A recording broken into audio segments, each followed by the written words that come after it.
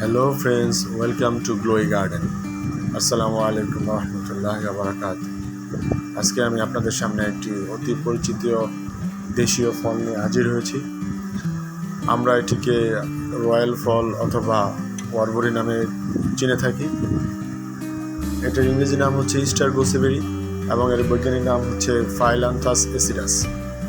এটি সর্বপ্রথম ধারণা করা হয় যে মাদাগাস্কারে এর উৎপত্তি, এবং অনেক উদ্ভিদ বিজ্ঞানী মনে করেন এটি দক্ষিণ এশিয়ায় সর্বপ্রথম পাওয়া যায়, তারপরে এটি ক্যারিবীয় দ্বীপপুঞ্জে ছড়িয়ে পড়ে এবং এটি আসলে বাংলাদেশ, দক্ষিণে থাইল্যান্ড, ভারত, ইন্দোনেশিয়া এই সমস্ত দেশে এর কচি পাতা শাক হিসেবে খাওয়া হয়।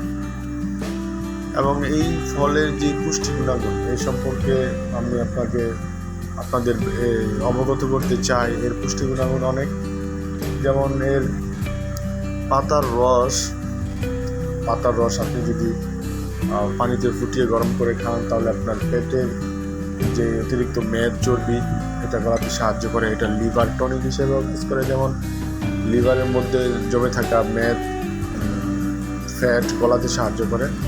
তারপরে কোষ্ঠকাঠিন্য দূর করে। এটা অ্যাজমা নিয়ন্ত্রণের কাজ করে, যেমন আপনি যদি 5 থেকে 6টি ওয়ারবরির বীজের গুঁড়া নিয়ে আপনি যদি খান তাহলে এটা আপনার মধুর সাথে মিশিয়ে গরম পানিতে ফুটিয়ে যদি আপনি খান তাহলে এটা আপনার বিভিন্ন অ্যাজমার সমস্যা কমাতে পারে।